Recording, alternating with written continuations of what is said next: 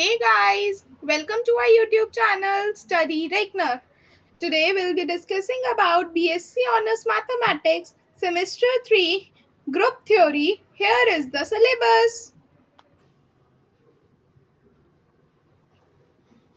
अब हम बात कर रहे हैं फैक्टर ग्रुप की। फैक्टर ग्रुप क्या होता है? वो कह रहे हैं let G be a group and H be the normal सब ग्रुप ऑफ G। G खुद एक ग्रुप है, H जो है नॉर्मल सब ग्रुप है G का। ठीक है, the set G by H। G by H के सेट के एलिमेंट्स किस फॉर्म के होंगे? AH फॉर्म के, जहां पे A जो है वो किस में बिलोंग कर रहे हैं? G में। It is a group under operation AH into BH which is equals to ABH। तो बेसिकली हम जो है G by H को क्या बोलते हैं? फैक्टर ग्रुप बोलते हैं। तो ध्यान रखेंगे कि G by H के एलिमेंट्स किस फॉर्म के? AH फॉर्म के, जहां पे A आपका कहाँ बिलोंग कर रहा है? G में। ठीक है, सबको इतनी बात समझ में आई? अब हमारे पास यहाँ पे एक प्रूफ है जिसको हम प्रूफ कर रहे हैं कि G by H जो है ना वो एक ग्रुप है। ठीक है, हमें दिखाना है कि ग्रुप की हमें प्रॉपर्टीज पता है। अगर मैं बात करूं ग्रुप की प्रॉपर्टीज की, तो ग्रुप की प्रॉपर्टीज मेरे पास क्या होती है? सबसे पहले क्लोजर, उसके बाद एसोसिएटिव, उसके बाद आइडेंटिटी, उसके बाद इनवर्स, और अगर मेरे को दिखाने की अबिलियन ग्रुप है तो इसका मतलब मुझे दिखाना पड़ेगा कॉम्यूटेटिव भी है।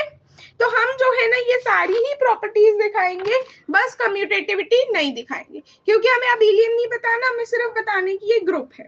ठीक है, अब हमें ग्रुप की चार प्रॉपर्टीज दिखाने से पहले हमें दिखाना पड़ेगा कि ये जो है एक वेल डिफाइंड ऑपरेशन है या वेल डिफाइंड सेट है। ठीक है, देखो कैसे दिखा रहे हैं हम। जो बाकी की चार प्रॉपर्टीज है वो बहुत सिंपल सी है, वो आप खुद भी कर सकते हैं, लेकिन जो नया पार्ट आपको सीखना है यहाँ पे वो ये है कि आपको ये दिखाना आना चाहिए कि वो क्या है? वेल डिफाइंड है। ठीक है, वेल डिफाइंड हम कैसे दिखा रहे हैं? देखो, हमने मान लिया कि ए एच किसके इक्वल है? ए डैश एच के। सिमिलरली बी एच किसके इक्वल है? बी डैश एच के। हमें क्या दिखाना है? बेसिकली हमें दिखाना है कि ए बी एच किसके इक्वल है? A dash B dash H के। ठीक, अब since A H equals to A dash H है, जहां पे एच सब ग्रुप है जी का, और ए इनवर्स और ए डैश किस में बिलोंग कर रहा है? आपके एच में। ऐसे ही हम बी एच के लिए कह सकते हैं कि वो बी डैश एच के इक्वल है, जहां पे एच सब ग्रुप है जी का, और बी इनवर्स बी डैश कहाँ बिलोंग कर रहे हैं? एच में बिलोंग कर रहे हैं। ठीक, अब हम बात कर लेते हैं ए डैश एच में है और बी डैश बी एच में है। तो ए डैश के एलिमेंट्स किस फॉर्म के हो जाएंगे? ए एच वन के, जहां पे एच वन आपके बड़े एच में बिलोंग करेगा। सिमिलरली बी डैश के एलिमेंट्स किस फॉर्म के होंगे? बी एच टू के, जहां पे एच टू कहाँ बिलोंग करेगा? कैपिटल एच में। तो अगर मैं कंसीडर कर लूं, देखो अब मैंने कंसीडर कर लिया कि A dash B dash H है। इसको अब हम ऐसे भी लिख सकते हैं ना कि ए डैश की वैल्यू मुझे पता है ए एच वन है, यहां से हम लिख सकते हैं ना वैल्यू, हमने वही लिखी कि ए डैश की value A H one into B dash की वैल्यू बी एच टू, ये रही। ठीक है, इंटू एच। ठीक, अब हम क्या करेंगे? अब हम इसको ऐसे भी लिख सकते हैं A H one B H, है ना। और अब क्योंकि H जो है नॉर्मल सब ग्रुप है G का, तो BH और HB दोनों ही एक बात होगी, तो हम इसको ऐसे भी लिख सकते हैं AHB, और AHB को हम ऐसे भी लिख सकते हैं ABH। हमें यही दिखाना था कि A dash B dash H किसके इक्वल है? ABH के। ठीक है, तो जो पार्ट हमें प्रूफ करना था प्रूफ हो गया। ठीक है, ये हमने वेल डिफाइंड दिखाया। अब हम आगे चलते हैं, जो बेसिक प्रॉपर्टी है उस पे आ जाते हैं, जो कि है क्लोजर। क्लोजर में हमने क्या कहा? हमने कहा दो एलिमेंट्स है ए एच और बी एच, हमारे जी बाय एच में बिलोंग कर रहे हैं। हमें दिखाने की इनका जो प्रोडक्ट है ए एच बी एच, ये किस में बिलोंग करेगा? बी बाय एच में। तो कंसीडर कर लेते हैं ए एच बी एच को। सिंस एच इज नॉर्मल सब ग्रुप एंड वी नो कि product of two left coset is a left coset, तो जब भी आप दोनों का प्रोडक्ट लिखेंगे कि ए एच बी एच किसके इक्वल आ जाएगा? ए बी एच के। या तो आप इसको डायरेक्ट भी कह सकते हैं, नहीं तो आप इस तरह से भी लिख सकते हैं कि एच इंटू एच, फिर नेक्स्ट लाइन में बता दो कि ये ए बी एच है, और ए बी कहाँ बिलोंग करेंगे? जी में, जो कि एलिमेंट है जी बाय एच का।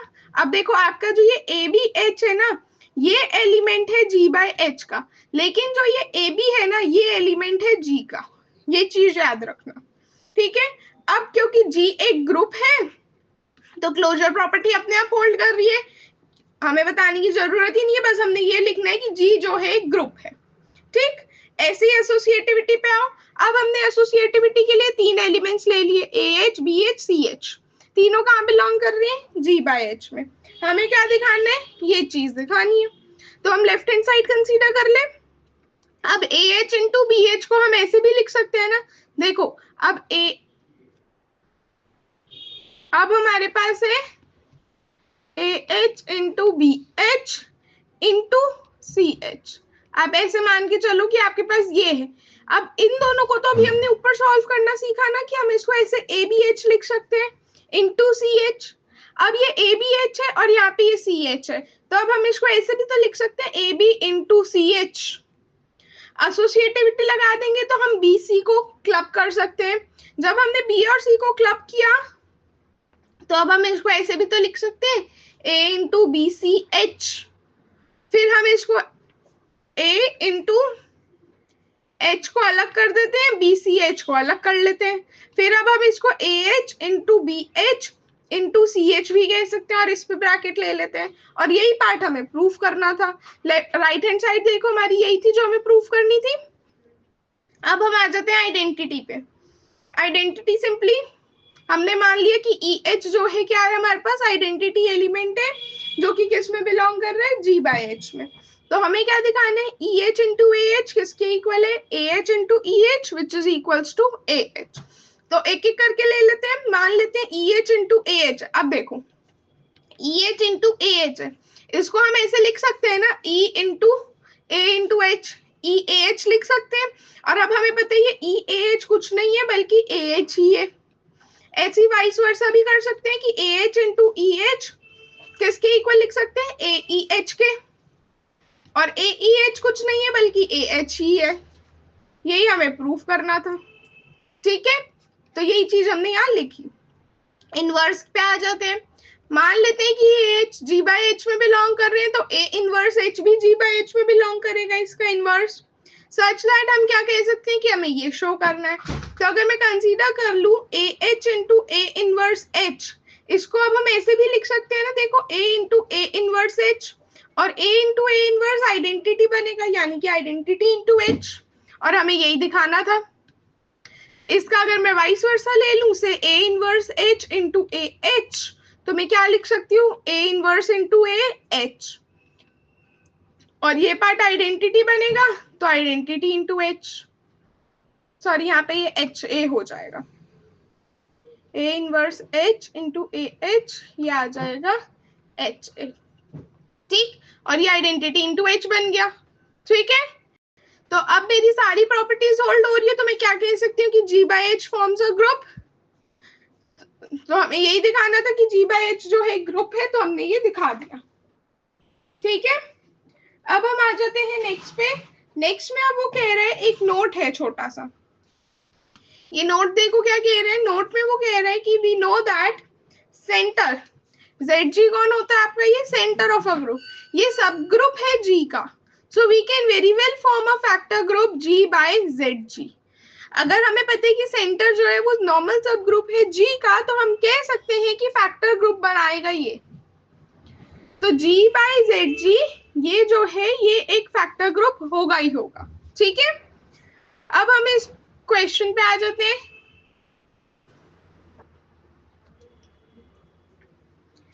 अब हम आ जाते हैं इस क्वेश्चन पे। ये क्वेश्चन क्या कह रहे हैं? Show that any factor group of abelian group is abelian. Abelian word से सबको समझ में आता है कि हम किसकी बात कर रहे हैं? कॉम्यूटेटिविटी की, यानी कि A भी इक्वल होगा BA के। ठीक है, बट अब हम यहाँ पे किस सेंस में ले रहे हैं? फैक्टर ग्रुप की सेंस में। तो यानी कि मेरे को क्या दिखाना है कि G by H जो है ना वो अबिलियन है। हमने माना G कौन है? एक अबिलियन ग्रुप है, और G by H कौन है? फैक्टर ग्रुप है इस अबिलियन ग्रुप का, क्योंकि हमें यही दिखाना है ना कि factor group of the abelian group is abelian. तो हमने क्या दिखाना है कि G by H अबिलियन है। अबिलियन की मैंने बात बताई आपको कि कॉम्यूटेटिव होता है कि AB इक्वल्स टू BA हो। तो हम मान लेते हैं कि इसके दो एलिमेंट्स है AH और BH। हमें दिखाना है AH into BH is same as BH into AH। तो लेफ्ट हैंड साइड कंसीडर कर लें। देखो अब फिर से AH इंटू BH। अब इसमें सोल्यूशन को ना देख के ना आप अपने आप देखो कि कैसे करेंगे। अब AH इंटू BH है, मैं इसको क्लियरली क्या लिख सकती हूँ, ABH। अब ABH है और क्योंकि मुझे पता है G एक ग्रुप है तो मैं AB को क्या लिख सकती हूँ, BAB लिख सकती हूँ। तो मैंने इसको BAH लिख दिया और रीजन दे दिया कि since AB equals to BA है, since G is a group. अब मेरे पास BAH आ गया, अब मैं क्या करूं इसको, अब मैं इसको अलग अलग भी लिख सकती हूँ H के साथ, BH इंटू AH। अब AH इंटू BH किसके इक्वल आ गया, BH इंटू AH के। तो 10 G बाई H क्या आ गया, अबिलियन आ गया। देख रहे हो कितना सिंपल सा प्रूफ है। अब इसका एक पार्ट नोट करो, जो ये वाला पार्ट है ना, कि इसका कन्वर्स ट्रू नहीं होगा, converse may not be abelian. ऐसे जो है ना, इनके कन्वर्स के आने के चांसेस भी रहते हैं। तो आप कोशिश करना कि जो भी आप स्टेटमेंट्स पढ़ो उनके कन्वर्स को भी जरूर देखना, क्योंकि पेपर में हो सकता है कि वो कहे कि प्रूव और डिसप्रूव द कन्वर्स आल्सो। तो जैसे यहाँ पे हमारे पास स्टेटमेंट थी कि every any factor group of the abelian group is abelian, but it is not necessary that G may be abelian। ठीक है, तो देखो हमने यहाँ पे कन्वर्स में क्या माना कि G by H अबिलियन है, लेकिन G अबिलियन नहीं हो सकता। हम इसका एक काउंटर एग्जांपल देंगे। हमने कहा कि मान लो G किसके इक्वल है, S3 के। S3 के एलिमेंट्स क्या आएंगे, आइडेंटिटी 1 2 1 3 2 3 1 2 3 1 3 2। ठीक, और A3 जो है जिसके अंदर सारी इवन परम्यूटेशंस होती है, उसके एलिमेंट क्या होंगे, आइडेंटिटी 1 2 3 और 1 3 2। Now since AN is normal सब ग्रुप ऑफ SN, तो इसका मतलब हम कह सकते हैं ना कि A3 भी नॉर्मल सब ग्रुप है S3 का। तो हम ग्रुप कंसीडर कर लेते हैं S3 अपॉन A3। अब S3 का अगर मैं ऑर्डर लूं, S3 अपॉन A3 का मैं ऑर्डर लूं, तो ये क्या आएगा, order of S3 upon order of A3। और ऑर्डर कैसे निकालते हैं, S3 का order is given by n factorial और A3 का n फैक्टोरियल बाय 2। अब n क्या है, 3 है, तो यानी कि आ जाएगा 3 factorial upon 3 factorial divide by 2। तो मेरे पास आंसर कितना आ गया, 2 आ गया। अब देखो, since group of prime order is cyclic, so above is cyclic, तो every cyclic group is abelian and above is abelian but S3 is not abelian। समझे आप बात मैंने क्या बोली यहाँ पे, देखो S3 जो है आपका, मैंने यहाँ पे भी मेंशन किया कि S3 is not abelian, S3 is not abelian। और हमने बोला कि प्राइम ऑर्डर का ग्रुप क्या होगा, साइक्लिक होगा। तो ये जो भी हमने ऊपर बताया ये वाला पार्ट, ये भी साइक्लिक होगा। और हमें पता है हर साइक्लिक ग्रुप अबिलियन होता है, लेकिन आपका जो ये ऊपर वाला जो है ये अबिलियन है, लेकिन S3 अबिलियन नहीं है। ठीक है, तो हमने यही काउंटर एग्जांपल से शो किया कि अगर मैं मान रही हूँ कि G by H अबिलियन है, तो जरूरी नहीं है कि G अबिलियन हो। ठीक है, नेक्स्ट क्वेश्चन पे आ जाते हैं। अब इस क्वेश्चन में कह रहा है कि H जो है नॉर्मल सब ग्रुप है G का, X बिलोंग्स इन G। मैं यहाँ लिख रही हूँ H नॉर्मल सब ग्रुप G का गिवन है और गिवन है X G में बिलोंग कर रहा है। इफ GCD, अब वो कह रहे हैं कि अगर मैं बोल दूं कि GCD अगर मैंने ले लिया से ऑर्डर ऑफ X का और order of G by H का, इन दोनों का अगर GCD मेरे पास 1 है, तो आपको जो है शो करना है कि X बिलोंग्स इन H होगा। ठीक, अब मुझे गिवन है X G में बिलोंग कर रहा है। अब प्रूफ हम कैसे देख रहे हैं, देखो हम कह रहे हैं कि सिंस X बिलोंग्स इन G, तो अगर मैं कह दूं HX, ये HX मेरे G बाय H में बिलोंग करेगा, जहां पे X G का एलिमेंट है और HX किसका एलिमेंट हो गया, G बाय H का।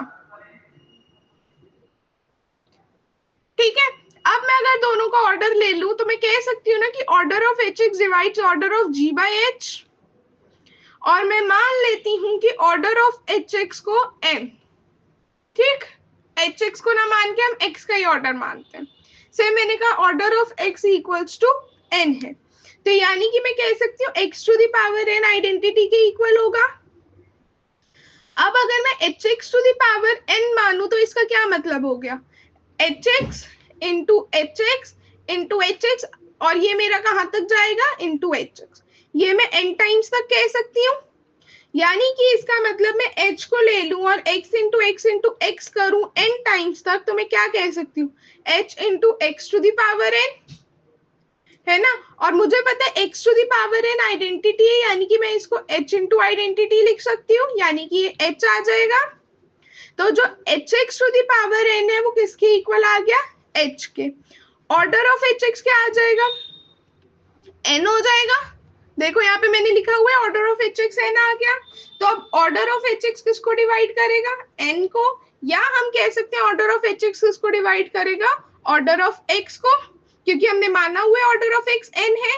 तो जब मैंने यहाँ पे n लिखा तो मैं अब इसको ऑर्डर ऑफ x से रिप्लेस कर सकती हूँ।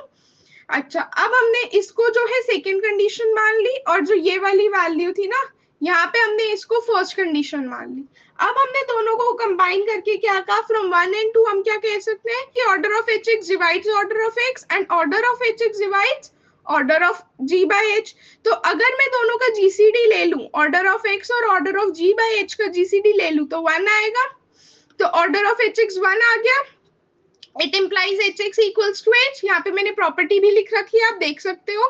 तो by the property of cos x, x belongs in h, hence proved. हमें यही दिखाना था कि x जो है h में है, ठीक है। सो आई होप ये वाला क्वेश्चन सबको समझ में आया होगा। नेक्स्ट क्वेश्चन देख लेते हैं एक और इसी टाइप का। ये भी फैक्टर ग्रुप पे, जितने मैंने क्वेश्चंस डिस्कस किए हैं सारे फैक्टर ग्रुप के क्वेश्चंस हैं।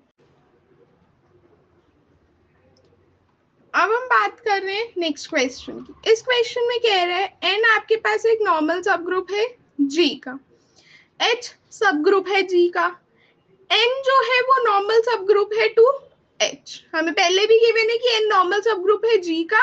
अब वो कह रहे हैं n इज नॉर्मल सब group to h। Prove that h by n is normal सब group of g by n। h by n को क्या दिखाना है, नॉर्मल सब ग्रुप दिखाना है g by n का। कब दिखाना है, इफ h इज नॉर्मल सब ग्रुप ऑफ g। ठीक, तो अब हम देखो कैसे कर रहे हैं। हमें यहाँ पे ना सबसे पहले हमने मान दिया h by n जो है नॉर्मल सब ग्रुप है g by n का। हमें क्या दिखाना है, h इज नॉर्मल सब ग्रुप ऑफ g। अगर हमें दिखाना है h नॉर्मल सब ग्रुप है g का, तो हमें अपनी प्रॉपर्टी पता है कि क्या दिखानी है, हमें दिखाना होता है कि g इनवर्स h में बिलोंग कर रहा है, और जहां पे g कहाँ होगा, आपके कैपिटल G ग्रुप में होगा, और h किसका एलिमेंट होगा, कैपिटल H का। ठीक, तो अब मेरे को ये दिखाना है, तो मैंने कंसीडर कर लिया ना कि h by, अब मेरे पास दो चीजें हैं, एक है h by n और एक है g by n। h by n का एलिमेंट मैं NH ले सकती हूँ, और g by n का एलिमेंट NG ले लेते हैं। ठीक, फैक्टर ग्रुप की बात हो रही ना, फैक्टर ग्रुप के एलिमेंट्स हम इसी टाइप के लेते हैं, जहां पे आपका h कहाँ पे बिलोंग कर रहा है, बड़े h में, और g कहाँ बिलोंग कर रहा है, बड़े g में। तो सिंस दे आर नॉर्मल, तो अब हम नॉर्मल हैं ये, तो हम क्या कह सकते हैं कि n g inverse NH NG किस में बिलोंग करेगा, h by n में। तो यानी कि मैं कह सकती हूँ कि NG इनवर्स HG किस में बिलोंग कर रहे हैं, h by n में, है ना। और देखो अब मैंने क्या कहा कि NG इनवर्स HG इसको मैं मान लेती हूँ NH1 के इक्वल। ठीक है, तो अभी मेरे पास क्या आ जाएगा कि G inverse HG H1 inverse ये कहाँ बिलोंग करेगा, मेरे N में, और N किसका सबसेट है, H का। तो जो ये वाला पार्ट हो गया मेरे पास पूरा, ये H में भी बिलोंग करेगा। तो इसका मतलब G इनवर्स HG बिलोंग्स इन H इंटू H1। अब इनवर्स का उधर चला जाएगा तो H हो जाएगा।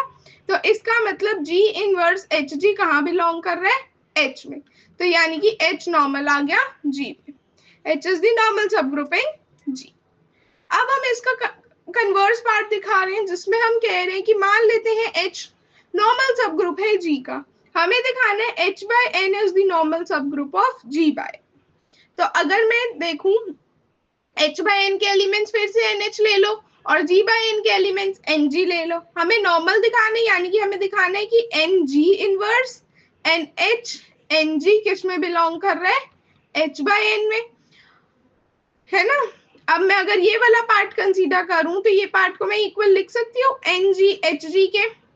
तो ये कहाँ बिलोंग करेगा, h by n में, और इसको हम ऐसे भी लिख सकते हैं NH1 जो कि किस में बिलोंग कर रहा है, h by n में। तो अब क्योंकि जी इनवर्स एच जी एच में बिलोंग कर रहा है, तो इसका मतलब जी इनवर्स एच जी, ये हम इसको ऐसे लिख सकते हैं ना H1 के साथ, तो यानी कि H क्या आ गया, नॉर्मल सब ग्रुप आ गया G का। ठीक है, बहुत सिंपल से है, बस आपको थोड़ी सी प्रैक्टिस करनी है। और मेन बात जो आपको यहाँ पे पता होनी चाहिए वो ये पता होनी चाहिए कि फैक्टर ग्रुप का एलिमेंट किस तरह से हम लिखते हैं। जो ये वाला पार्ट है ना, ये वाला कि हमारे पास ये फैक्टर ग्रुप को किस तरह से लिखना है, वो आना चाहिए, फिर आप क्वेश्चंस इजीली कर पाओगे। सो आई होप आपको आज का लेक्चर पसंद आया होगा। कोई डाउट्स है तो कमेंट सेक्शन में पूछ सकते हैं। नेक्स्ट टॉपिक के लिए बने रहे, तब तक के लिए चैनल को लाइक करें, शेयर करें और सब्सक्राइब करें। Thank you everyone.